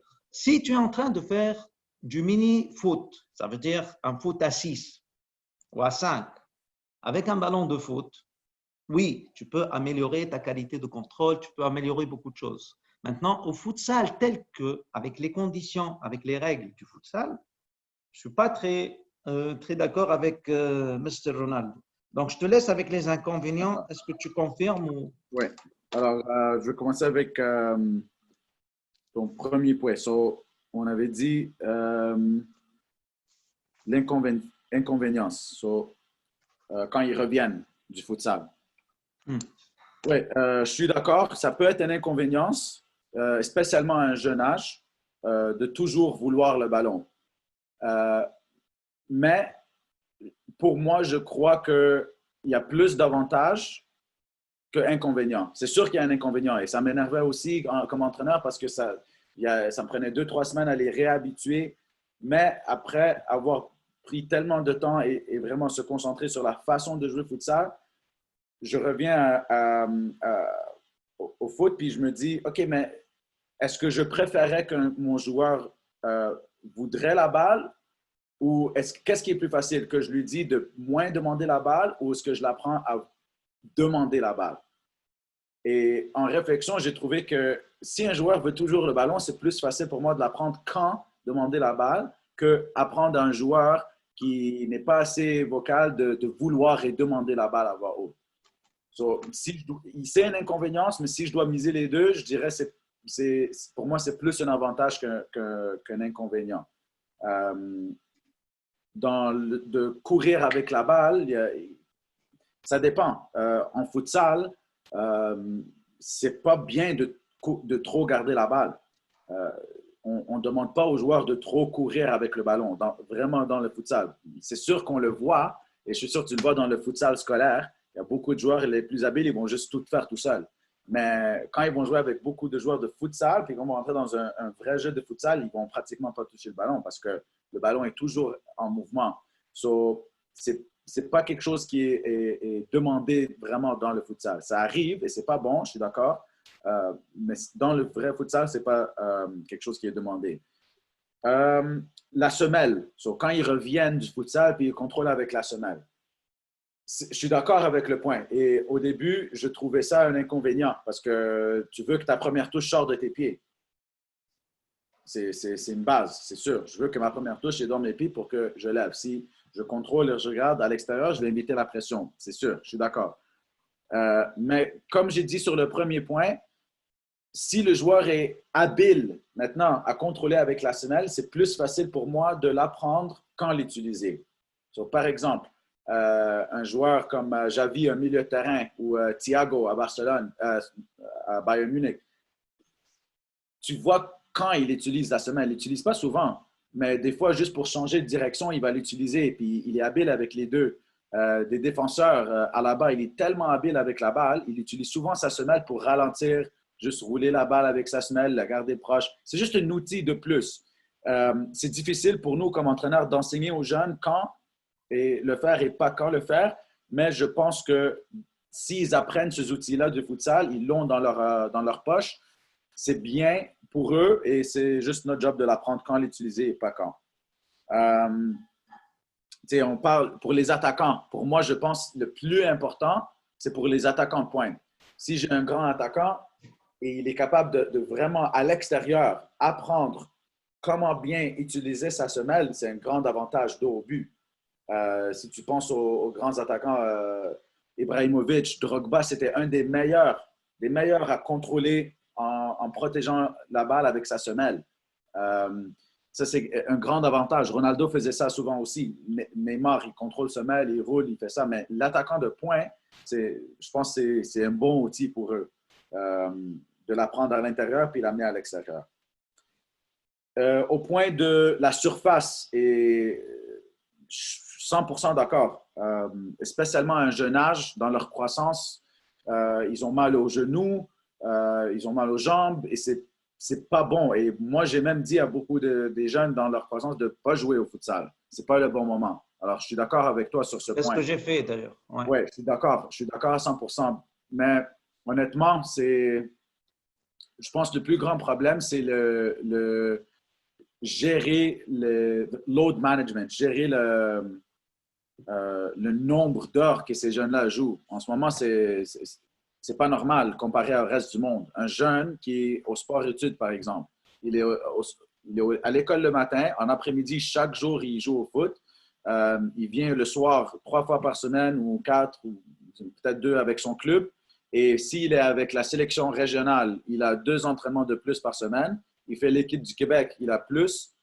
Si le jeune, il était avec l'équipe du Québec, avec son club, avec le cégep, c'est beaucoup. C'est beaucoup, puis c'est un par-dessus l'autre. So, ça a un grand part dans ça, mais je suis d'accord avec toi que ça nuit un peu, mais je pense que si le calendrier était un peu mieux fait, comme dans les autres parties du monde, c'est un grand avantage, le futsal. Mais ça peut avoir un sens sur les genoux, c'est sûr. Pour les blessures. Oui, pour les blessures, oui. Ouais. le dernier point, le contrôle de balle de ce point-là, regarde, moi, quand j'ai commencé, avant que je suis rentré dans le futsal, ce que je faisais à l'intérieur, on n'a pas tous un terrain synthétique en hiver, on s'entraîne dans les gymnases. Je n'utilisais pas des ballons de futsal. Quand j'entraînais mon équipe de foot, j'utilise un vrai ballon qui bondit beaucoup plus. Alors, pour moi, je trouvais que le poids du ballon extérieur, leur apprendre des répétitions, des passes contre le mur ou des contrôles de balle dans un gymnase améliorait leur contrôle de balle pour le ballon de foot. 100%. Là, on est d'accord qu'on est dans un contexte de foot intérieur, pas de futsal. Oui, oui, oui. Exactement. De toute façon, je le fais aussi pendant l'hiver, oui. Il y a un grand avantage. Il y a un grand avantage de ça, c'est sûr. Mais au futsal, pour moi, ce que je pense c'est un grand avantage, avoir un plus petit ballon plus lourd. Le joueur a contrôle du ballon beaucoup plus. Il va toucher la balle beaucoup, beaucoup plus avec des différentes surfaces. Il va rouler la balle avec la semelle, il va couper avec l'extérieur du pied. Il va utiliser ses lacets pour des passes beaucoup plus souvent qu'à l'extérieur. Il va soulever la balle. Il va scoop la balle avec. Il va mettre son pied en bas de la balle pour la soulever avec une dosage qu'il ne va jamais faire à l'extérieur. Pour moi, il y a beaucoup, beaucoup d'avantages avec le ballon plus lourd.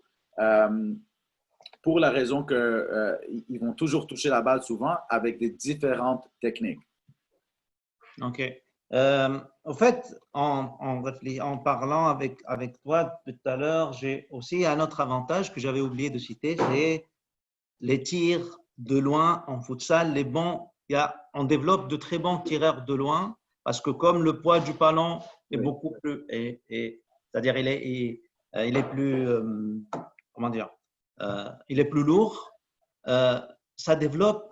J'avais un tireur, un jeune qui avait 17 ans, 16 ans, un Algérien, qui prenait juste le ballon du gardien et directement le carne 90 avec une puissance énorme. Après, je pense qu'il est passé même à Team Québec, après au soccer, à cause justement grâce à ces tirs. Dans le soccer, il joue en 10 et en futsal, il joue en défense parce que les espaces ne sont pas les mêmes, on comprend. Donc, il y a aussi cet avantage. Le dernier point que je voulais parler, Amr, on va passer un peu à l'introduction.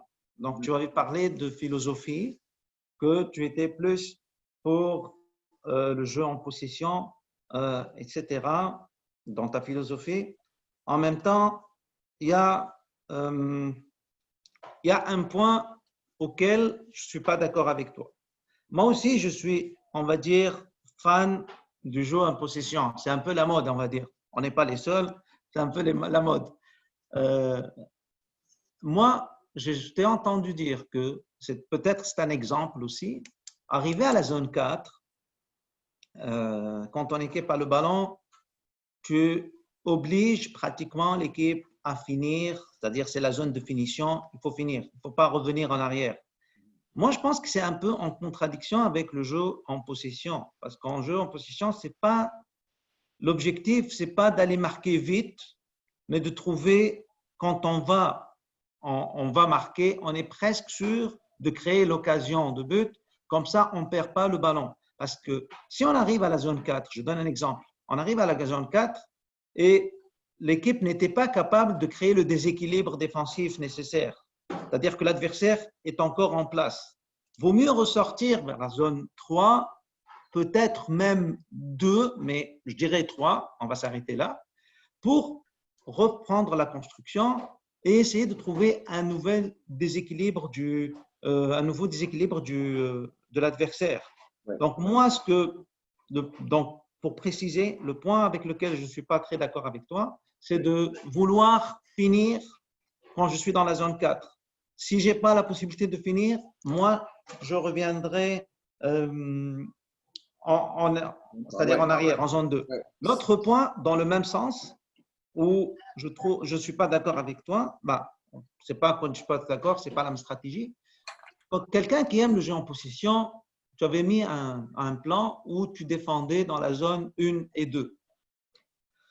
Si l'adversaire, quand tu es dans la zone 1 et 2, tu n'es pas toujours sûr de récupérer vite le ballon. Par contre, si tu montes tu crées un pressing dans la zone 3, d'essayer de trouver ce qu'on appelle, nous, l'attaque rapide et non pas la contre-attaque. Parce que j'ai remarqué que pour certains, l'attaque rapide et la contre-attaque, c'est la même chose. Pour moi, c'est très différent. On n'est pas dans les mêmes… la récupération n'est pas la même. Donc, aussi, je ne suis pas très d'accord avec ça. Donc, les 2 points. Parfait. Les points de la zone 4 et les défensifs de la zone 1 et 2. Merci. Juste pour clarifier, je vais t'expliquer pourquoi j'ai mis ces notes dans zone 4. Ça fait, je dirais, depuis 2013 que j'avais écrit, j'avais construit ma philosophie, j'avais préparé tous mes séances, toute ma saison de cette façon-là. Okay? Tout avec l'aide de le directeur technique dans notre club et partenaire, c'était notre vision. Et qu'est-ce qu'on a réalisé après 3-4 ans? C'est que, et on parle dans le développement des joueurs. C'est un âge précis. Okay? On a remarqué qu'on était les équipes les plus dominantes dans la possession au Québec, sans faute, dans toutes les catégories de 3A. C'était clair. Mais on perdait beaucoup de matchs. On dominait la balle. Je serais prêt à dire… C'était quoi l'équipe? Excuse-moi, Amr. Étoile de l'Est. Sur les 99, 2000, 2001, ça c'était les catégories les plus… 2002 aussi, les plus… 99, 2000, 2001, les plus dominants. Chaque année, ils ont gagné les Coupes du Québec. Ils ont toujours fini dans les top 2, 3. Mais vraiment, aussi, chaque année, on avait les plus de joueurs dans les équipes du Québec. Mais on ne gagnait pas les championnats. Et c'était parce qu'on tenait tellement la balle et les jeunes voulaient toujours chercher le moment parfait pour aller au but qu'on était tellement haut dans leur terrain. Alors, nos défenseurs centrales sont dans la moitié offensive. Et quand on perd la balle, je donne un exemple, on joue contre une équipe rapide. Alors, si on joue contre une équipe comme Saint-Laurent, où techniquement, tactiquement, on est meilleur, mais physiquement, ils sont beaucoup plus habiles que nous. C'est des joueurs vraiment costauds, vraiment physiques, vraiment rapides. Une chance, on perd la balle, on est dans zone 4, on revient à zone 2. On perd la balle, c'est un contre-attaque de 50 mètres derrière nous. Et ils prennent avantage. Et avec 2 actions dans un match, ils gagnaient 2-1, par exemple. Et ça arrivait souvent. Et on a remarqué que nos joueurs, ils voulaient tellement garder la balle que l'envie de changer la vitesse et avoir une mentalité de absolument trouver une façon d'aller au but quand on arrive à zone 4, il manquait. Ça a changé récemment. J'ai commencé à mettre ça une grande emphase que si on a travaillé tellement fort pour arriver en zone 4, ce n'est pas n'importe comment qu'on va aller au but, mais on doit avoir une grande volonté de trouver une façon de centrer le ballon, un bon centre, de combiner avec quelqu'un pour générer une bonne finie à l'action. On doit essayer de finir nos actions. Et ça, c'était quelque chose que j'ai vu une grande différence. Et spécialement maintenant, arrivé ces jeunes-là, ils ont grandi, ils sont à l'âge de 18, 19 ans maintenant. Et la plupart sont au cégep et je les entraîne au cégep. Au cégep, ils veulent tous gagner. Et quand tu arrives à 18 ans, c'est une partie mentale. Tu compétitionnes beaucoup plus que tu développes. Il faut gagner, il faut aller au prochain niveau. Et quand tu arrives à zone 4, si absolument on ne peut pas parce que la défense est trop bien, oui, c'est sûr qu'on va ressortir. Mais s'il y a un moment d'un contre un, 2 contre 1, on doit exploiter pour trouver une façon d'aller vers le but. Je ne suis pas en désaccord avec toi, mais c'était juste pour clarifier que priorité, trouver une façon d'aller vers le but. Sinon, oui, on va garder la balle, mais c'est beaucoup plus une emphase d'aller vers le but. Parce que justement, ouais. Non, parce que juste pour conclure avec l'attaque, pour revenir à la défense, parce que justement, l'accélération, normalement, du jeu devrait commencer un peu dans la zone 3 pour qu'on trouve les brèches, donc le déséquilibre de l'adversaire dans la zone 4. Si on accélère directement dans la zone 4, on va être un peu en retard par rapport à ce déséquilibre, à créer le déséquilibre. Oui, c'est sûr, je suis d'accord. Alors, on essaie de créer ce déséquilibre et on change la vitesse pour entrer en zone 4. Je suis d'accord. Mais tout dépend de ce qui est devant toi. Mais je suis d'accord. L'autre point, c'était pour mon blog. Ça, c'était un exemple. Alors, moi, personnellement, je veux qu'on presse haut, je veux qu'on presse rapidement, mais la réalité, c'est qu'il y a beaucoup de bonnes équipes qui vont briser notre pression haute. Et s'ils brisent notre pression haute, je ne peux pas avoir une équipe qui va seulement être capable ou seulement être habituée à presser à 100% parce qu'on va être mort. Alors, on doit être capable et savoir comment respirer, avoir un bloc bas et être capable de s'organiser de différentes façons. C'était juste un exemple, mais on doit être capable de savoir les deux. Excellent. Je te remercie énormément, Amr, pour ta disponibilité, ton cœur ouvert, parce que quand même, c'était beaucoup de points auxquels tu as répondu. Je laisse la parole aux autres. Et ce que l'équipe Étoile de l'Est de 2000, c'est un peu l'actuel Saint-Laurent. En 3 ans, on a gagné pratiquement dans toutes les catégories, sauf les U16 de l'année dernière. Donc, c'est un peu… ça change. Ouais. OK, merci beaucoup. Merci beaucoup. نوف الحجاج الله يطيح بك حبايب. في تفضل. في بعدنا بالعوادي خونا. Merci pour la présentation. Moi, je me suis retrouvé dans plusieurs points parce que j'ai joué au futsal depuis que j'ai 15 ans. Donc, je trouvais que ça m'a aidé beaucoup et j'ai eu beaucoup de transferts vers le foot à 11. Donc, j'étais d'accord avec toi sur pas mal de points. Il y a juste un truc sur lequel j'aimerais préciser par rapport à ce que toi et Naoufel vous avez dit, c'est que par rapport au poids du ballon, il n'est pas plus lourd. C'est presque le même poids. Et ça, vous pouvez le chercher sur Internet. C'est le même poids. C'est juste que le ballon de futsal, il contient de la mousse ou bien du coton, ce qui fait qu'il absorbe beaucoup et donc il ne rebondit pas. Oui, tu as raison. Le poids, c'est le même, exactement. Donc, il y a la taille et le matériel qu'il y a dedans. Ouais, c'est le fait qu'il ne bondit pas qui donne le sentiment qu'il est plus lourd. Mais tu as raison. C'est ça, mais pas plus lourd. Même, je pense qu'on peut trouver ça sur le site de la FIFA. Mais bref, moi, ce que je trouve qui est différent, pour moi, quand j'étais plus jeune et je jouais au futsal, je trouvais que la technique de tir, c'était pas la même. Donc, avec un ballon de taille 5 comparé à un ballon de taille 4. Je trouvais qu'avec le taille 4, c'est-à-dire j'ai moins d'espace sur mon pied quand je frappe. Donc, il fallait que j'ajuste mon pied quand je tire. Tandis que la taille 5, c'est plus grand. Donc, c'est plus facile pour moi d'avoir de l'espace sur le ballon. Donc, mon pied par rapport au ballon. Je suis d'accord sur ce point. Et ce qui était intéressant que j'ai remarqué, c'est quand tu apprends une bonne technique de frappe dans la balle de futsal, vu que c'est plus petit et tu es capable de vraiment frapper le centre du ballon, c'est tellement plus facile d'améliorer ton tir à l'extérieur parce que la surface est plus grande et tu es capable de gérer ton pied, tes lacets vraiment plus facilement au centre du ballon de foot. Ouais. So, c'est un bon point. D'accord. Vraiment, il y a un joueur que tout le monde connaît ici. Il s'appelle Nazim Belgendouz. C'est un Algérien. Il joue semi-pro. Mais de toute façon, tu le connais de l'équipe nationale. Moi, je le connais depuis qu'on était jeune, c'est-à-dire depuis cadet. Et à la base, c'est un joueur de futsal. Et je me rappelle quand on était jeune, lorsqu'on jouait contre eux, il avait des frappes incroyables. Oui. Et là, quand il a transféré avec l'Impact et avec les équipes semi-professionnelles, c'est le gars qui a le tir le plus puissant, je pense, de toute la ligue. Oui, je suis d'accord. Au futsal, tu vois. Moi, je me rappelle, on a joué un match, c'était l'UQAM contre l'académie de l'Impact.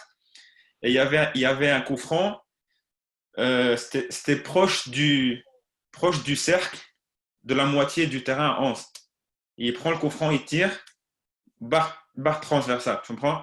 Donc ce gars-là, il a commencé au futsal et après il a pu transférer au foot à 11. Maintenant, par rapport à mon point et ma question, donc moi je suis préparateur physique, donc je te pose une question par rapport à tout ce tout ce qui a un rapport avec l'exigence du sport. Donc, toi, en tant que coach, c'est quoi les qualités physiques que tu cherches chez tes joueurs? Parfait. Donc, tu les as déjà. Parfait. C'est tes joueurs. Qu'est-ce que tu cherches à améliorer ou bien qu'est-ce que tu aimerais qu'ils aient avant que la saison commence? Ça marche? Juste pour ajouter sur le point des tirs, et, tu sais, je donne l'exemple aussi de quand on joue une longue balle à l'extérieur. C'est pas la force, c'est comment on la frappe. Je pense qu'on est tous d'accord avec ça. Si je dois envoyer une longue balle transversale, c'est pas que je vais la frapper super fort. Des fois, je n'ai même pas besoin de la frapper fort, c'est juste bien la frapper. Et l'exemple de Nazem, c'est Nazem maintenant avec l'équipe nationale, la majorité de nos jeux arrêtés, on l'incorpore pour gérer une frappe de lui parce qu'il peut marquer de n'importe où. Et c'est tellement facile pour lui à l'extérieur. Maintenant, c'est parce qu'il sait comment frapper le ballon. Ce n'est pas nécessairement la force, mais c'est comment qu'il la frappe. So, je suis d'accord avec toi à 100%. Sur l'aspect de qu'est-ce qu'on cherche de nos joueurs, c'est l'explosivité et être capable d'arrêter et repartir rapidement. Ça, c'est la chose la plus importante. Ce n'est pas nécessairement la capacité aérobique de courir pendant 25 minutes, 5 km. C'est plus des intervalles. So, ils doivent améliorer ça dans différentes façons. Parce que les chiffres sont 2 minutes et ils doivent avoir une haute intensité pendant 2 minutes. Mais dans ces 2 minutes-là, il va y avoir peut-être une douzaine de sprints et d'autres moments où ils doivent être plus bas, contracter les muscles, être genoux pliés et être prêts à faire des sprints et des changements de direction de 3 ou 4 mètres et arrêter et reprendre encore. So, c'est beaucoup de petites distances. Ça, c'est des choses que moi encore, j'essaie d'apprendre des gars comme toi pour voir de différentes façons parce qu'on n'a pas toujours le luxe d'avoir un préparateur physique à nos entraînements. C'est ça. En fait, je te rejoins sur ce point-là. Vu la superficie du terrain et les dimensions, ça favorise le fait d'être explosif sur une courte distance et à répéter cet effort-là plusieurs fois. Donc, je suis d'accord avec toi que la qualité, donc numéro un, c'est la capacité à répéter des intensités élevées. Donc, que ce soit changer de direction ou bien sprinter. Et là, maintenant, je te pose la question. Si toi, tu es un joueur qui est capable de faire ça sur une longue durée de plus de 2 minutes, c'est-à-dire qu'il a une bonne capacité aérobie qui le permet de récupérer, j'imagine que c'est un avantage, n'est-ce pas? Absolument, absolument. Ça, c'est un joueur que je garderais dans différentes shifts. Il peut jouer 2-3 séquences de 2 minutes de suite. Parfait. Maintenant, on voit que plusieurs équipes de futsal, ils font des tests de VMA, c'est-à-dire d'endurance, à la place de faire des tests de sprint répété ou bien des tests de sprint. Oui. Alors, pourquoi on fait le yo-yo? Tu vois de quoi je parle? C'est une bonne question, puis je pensais à ça. Le dernier camp avec l'équipe nationale, on avait le docteur et c'était à l'UQAM en fait. Ouais, c'est ça. Ils ont fait le yo-yo test. Puis tu connais Mohamed Farsi. Ouais. Lui, c'est un type de corps qui il peut courir longue distance. So, c'est lui qui a eu le plus de succès. Il a fait un score de 62, je pense. C'est ça. Je me demandais la même question. Je ne suis pas un expert dans ça, alors je ne sais pas. Je suis d'accord avec toi. Je ne pense pas qu'on devrait faire ça. Parce qu'en fait, moi, j'ai été là dans le camp de l'UQAM et celui à Sport Expo. J'ai aidé Nick et Joël pour les tests et tout. Et après, je ne voulais pas leur demander, tu vois. Mais je me disais, pourquoi on fait un yo-yo à la place de faire un autre? Mais en tout cas, tu as répondu. Je te remercie encore pour ta disponibilité. Merci beaucoup à toi. Moi, j'ai apprécié ta courtoisie puis ta présentation. Merci beaucoup. يعطيك الصحة Javier. C'est Nabil Aoueli. Peut-être M. Nabil a quelque chose à ajouter. Ou après, Bonjour Amr, comment ça va? Anna Zran. Ok, vas-y Nabil. Bonjour Amr, comment ça va? D'abord, merci pour ce partage de qualité. Donc, moi aussi, je coachais du futsal. Quand j'étais au FC Gatineau, donc mes joueurs, c'était une nécessité dans la saison morte pour aller jouer au futsal. حبيت نعمل un petit retour sur l'expansion de futsal au Canada. Donc, au début, c'était une nécessité. On n'avait pas le choix. Ce n'est pas comme, par exemple, au Brésil, les joueurs, dès leur jeune âge, ils font du futsal comme pratique. Ici, non. Nous, on a au Coliseum, le foot à 5 contre 5. On va déjà le futsal, on a beaucoup de. Dans les polyvalentes, on avait beaucoup de gymnases, donc on peut les utiliser. Donc, je vais orienter un peu le débat vers le futsal et le soccer, le foot, c'est deux sports complémentaires. Donc, pourquoi j'utiliserai le futsal pour mes pratiques de soccer, de foot? Donc, au début, je trouve, par exemple, au niveau de formation, pré-formation, beaucoup on tombe sur la spécialisation précoce des jeunes. Pour le futsal, là, on balaye d'entrée ce concept-là parce qu'il n'y a pas de spécialisation. Donc, tout le monde, mes 4 joueurs peuvent jouer en attaque, en défense en même temps. Autre chose, c'est le foot, le soccer, donc on parle des 5 moments, donc offensif, défensif, c'est 2 transitions et les bases stratégiques. Là, quand je suis développeur technique, donc parfois j'ai du mal avec mes jeunes de 12, 13, 14 ans pour instaurer, pour inculquer ces principes-là. Dès qu'ils font du futsal, c'est vite fait parce qu'ils voient vite fait. Donc, je peux parler de la transition facilement avec eux. Donc, ça devient la terminologie, elle devient quotidienne. Au niveau de la maturité précoce, parfois tu tombes sur, j'ai des jeunes de 14, 15 ans, ils ne sont pas encore matures. Au niveau tactique, j'ai du mal à passer le message. Mais une fois qu'on fait la passation par le futsal, donc on remarque une maturité précoce parce que veut pas, donc c'est ça améliore le sens tactique des jeunes. Le futsal, par exemple, tu tombes sur une équipe plus forte que toi, tu vas chercher un joueur assez habile, tu vas chercher provoquer des fautes parce que tu sais qu'après 5 fautes, il y a des tirs directs. Donc là, les jeunes vont penser à ça aussi. Donc, moi, j'ai compris que le gardien, il peut faire juste une touche dans un match. J'ai une remise de touche, je peux avoir mon gardien qui joue la première pour avoir une deuxième. Et là, c'est comme si j'ai un joueur de plus. Donc, ça travaille le sens tactique des joueurs, le sens de la solidarité au niveau de l'équipe. تحب في équipe نتاع 18 في السoccer donc du football عندك effectif de 18 20. Au niveau de la socialité, c'est un peu difficile, mais une équipe de futsal, il y a peu de joueurs, c'est intense, donc ça travaille le côté social des jeunes. Quoi d'autre? Donc, dans les années 2000 que l'Arsenal a dominé l'Angleterre avec les jeux de transition à Arsène Wenger. Donc, عمل نقطة نوعية donc في les jeux de transition là باش نرجع donc on le voit beaucoup في le futsal donc je peux travailler ça ce concept là par rapport au futsal. Quoi d'autre? Donc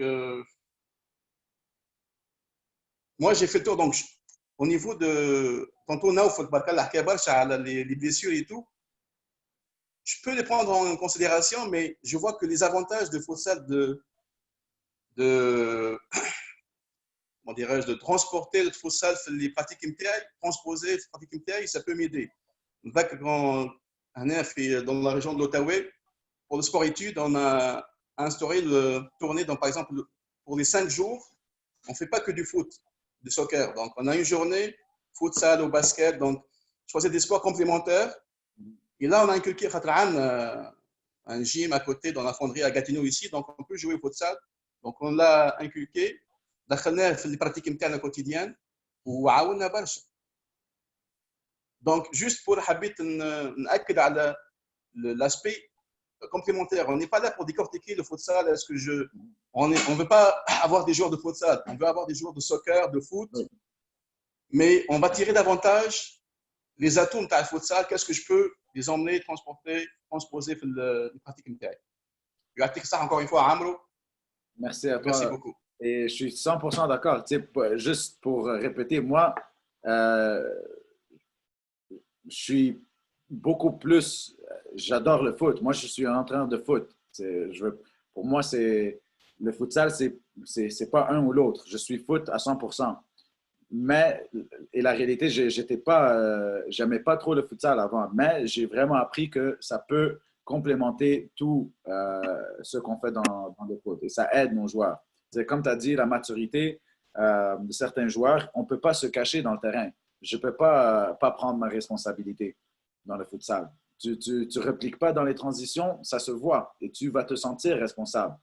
Ça force tous les joueurs. Ça donne tellement de leçons que peut-être tu vas avoir une fois dans la saison, dans la saison de foot, mais dans le futsal, c'est à chaque match. Je suis 100% d'accord, c'est tellement complémentaire et je pense que c'est comme tu as dit, c'est important. Merci beaucoup. حاجة أخرى حبيت نعقب pour la possession là-bas. Donc la possession, pour moi, la possession, c'est un outil. Ils n'ont pas un but en tête. Donc, surtout à Montréal, في Québec, surtout les écoles françaises, on garde la balle, on tourne, on arrive dans zone 4, on joue dans zone 2, zone 3. Et parfois, ils déséquilibrent l'équipe adverse. Là, ils gardent la balle. Mais c'est ça. Tu gardes la balle, la possession pour déséquilibrer l'équipe adverse. Une fois que tu as passé, tu peux avoir une opportunité. Tu peux marquer, tu marques. Parce que absolument, ça c'est l'objectif. C'est une compétition. Il faut y avoir un vainqueur. Absolument, je suis d'accord. يعطيك الصحة نبيل. Le dernier, c'est Adel Zram. Bonsoir. Bonsoir. صح شربتكم اللي غطق فتروا واللي ما شربش فتروا ان شاء الله شهيه طيبه وعيدكم مبروك par la même occasion. Merci infiniment à Radwan pour la brillante intervention, qui était à la fois brillante qu'éclaircissante pour moi et pour tout l'auditoire ici présente. J'imagine qu'on a tiré tous un bon avantage aujourd'hui pour savoir les qualités du travail au niveau du futsal. C'est très intéressant, sachant que le travail en futsal, je suis parfaitement d'accord, ça tire beaucoup d'avantages pour travailler le football, même le football à 11 aussi, parce que le travail du diamant et les carrés, ça toujours, c'est dans les small sides aussi, on peut l'utiliser. J'imagine que j'ai pas beaucoup j'ai tellement préparé beaucoup de questions, mais malheureusement pour moi, mon cher collègue, ami et frère Naoufel a tout balayé avec, d'ailleurs je le salue davantage et voilà. Et puis hier aussi, il a balayé quelques questions de préparation physique. Étant moi préparateur physique aussi, je m'intéresse sur le plan physique, sachant que vous avez dit que et quand on décortique l'activité, on voit que c'est une activité qui est basée sur les répétitions des hautes intensités de travail, à savoir les repeated sprint ability ou d'autres actions à haute intensité. Moi, j'aimerais bien savoir à votre... Tout d'abord, j'ai peut-être deux questions, mais j'ai déjà changé. On a parlé de convertir un gardien ou un joueur pour aller jouer en foot 11. Mais là, si on convertit du foot 11, et j'en ai l'expérience d'ailleurs, foot 11 pour trouver des meilleurs éléments en foot futsal, avec 4 joueurs de champ. On a une information que vous savez que l'équipe de Brésil, il y a Romario qui s'est converti sur le futsal et il a cartonné. Vous savez que ce jeu est futsal ou foot soccer. Hein. Je ne veux pas vous induire en erreur, hein. Excusez-moi, parce que je ne suis pas connaisseur. Mais ils peuvent se convertir du football à 11 à un football qui est d'un terrain de 25 sur 15, j'imagine, comme ça, 38 sur 18, si je ne dis pas n'importe quoi. Voilà, ça, je voulais savoir votre avis sur ce point. Et je pose la deuxième question rapidement. On n'a pas balayé le plan psychologique, c'est-à-dire la préparation mentale. Vous savez que jouer en 10 sur terrain ou 12 sur terrain, le joueur en qualité de psychologique peut se cacher derrière ses coéquipiers dans des où il y a la tension. Hein. Mais 4 joueurs au champ, au 5, dans un grand match, comment vous, étant coach, vous avez pu gérer des intensités psychologiques qui pèsent sur le joueur? Voilà, des idées pour savoir un petit peu le sport. Et merci davantage. Hein. Merci. Alors, sur le premier point, mon avis, c'est que c'est plus facile que si un joueur a joué au futsal à un jeune âge, de transmettre ça au foot qu'un joueur qui a joué au foot toute sa vie et après revient au futsal. Et Romario, c'est sûr qu'il a joué au futsal quand il était jeune. Je te donne l'exemple. Mon partenaire à notre club, il a joué professionnel avec l'équipe nationale du Canada. Il a joué 15 ans en Europe. Il a joué en Italie, en Serie A, en Norvège. Il a joué en Europa League. Il a fait une super carrière. Et l'année passée, pour la première fois, il a essayé de jouer au futsal. Il a arrêté après une saison. Il a dit, je me sens même pas comme si je sais comment jouer. Il ne pouvait pas. Et parce que c'était tellement rapide, les techniques sont différentes, sa frappe lui aidait, mais c'était beaucoup plus difficile pour lui de s'ajuster. C'est sûr qu'il peut, il a tous les outils pour le faire, mais c'était tellement difficile pour lui. Alors, c'est plus facile du futsal au soccer, je pense, qu'au soccer de futsal. Et l'exemple aussi, j'ai fait avec mes jeunes qui avaient 17 ans. Je les ai mis dans une ligue de futsal pour la première fois tous ensemble. Et première moitié de la saison, ils ont souffert. Mais après ça, ils ont réalisé qu'ils ont les outils techniques, juste comment utiliser le tempo, comment gérer le temps, comment, par exemple, au foot, quand je vais aider un partenaire, je lui donne la balle et je veux l'aider, d'habitude, je vais reculer pour ouvrir mon espace. Au futsal, je ne vais jamais reculer. Alors, je donne la balle et je dois partir vers l'avant pour lui aider. Ça, c'est quelque chose de différent. Alors, ils ont appris ça et à cause qu'ils étaient plus jeunes, ils ont eu du succès un peu plus vite. Sur l'autre point, regarde, je suis d'accord 100% et j'avais mentionné ça tantôt. L'aspect psychosocial, tu peux te cacher sur un terrain 11. Tu peux juste faire ton travail et pas parler. Mais ce que j'essaye de transmettre aux joueurs au futsal, qu'ils ont ces caractéristiques personnelles-là, qu'ils ne sont pas les plus sociales, ils ne parlent pas assez souvent, ils doivent comprendre qu'ils sont une partie importante. Alors, même s'ils n'ont pas la personnalité, je leur dis, regarde, dans ce bloc défensif, si c'est à toi de descendre ou c'est à ton partenaire d'aller pousser la balle. نتحدث بالعربية لو سمحت. ما عندكمش مترجم؟ Et tu lui dis pas. Amro, juste une minute. Oui, si tu veux que je répète en arabe, je vais. Non, attends, Amro. Vas-y, Amro. Oui, alors je disais, juste sur ce parti-là, je donnais l'exemple des joueurs qui n'avaient pas les aspects sociaux, qu'ils ne parlaient pas, ils ne sont pas habitués à crier, à parler. Juste leur faire comprendre que s'ils ne font pas ça, s'ils ne sortent pas de leur zone de confort, s'ils ne font pas, ça va nuire collectivement. Alors, ils doivent sentir qu'ils sont importants. Alors, je dis, tu es super, super important. Tu dois être capable à dire à ton partenaire, c'est à lui maintenant de sortir en vitesse. Et à fur et à mesure, le plus de temps qu'il répète à parler à ses coéquipiers, et il voit ça, il se sent important, ça change complètement la personnalité du jeune. Et spécialement, on sait que les gens de 12, 13, 14 ans, c'est là où il fait sa personnalité pour la vie. Merci infiniment pour ces éclaircissements. Mais pour vous, les qualités de base, réellement, les qualités de base pour un joueur sur tous les plans, c'est-à-dire comment vous pouvez, par exemple, classifier les qualités mentaux, physiques, techniques, tactiques pour un vrai exemple, quand vous faites votre détection de talent, allez, pour être clair, au niveau senior. Voilà, comment vous basez ça? Comment vous basez votre détection? Numéro 1, technique. Ça, c'est numéro 1, technique. 100%. Ça, c'est les outils. Si tu n'as pas une technique, une confiance de vouloir la balle, aimer avoir le ballon, tu ne peux pas jouer au futsal. Je donne un exemple. À l'extérieur, il y a des défenseurs centrales qu'ils sont super. Ils vont rentrer, ils vont tacler, ils vont toujours gagner la balle. Ils aiment les duels aériens, mais ils ne sont pas confortables à courir avec la balle. Eux, ils ne peuvent jamais jouer au futsal.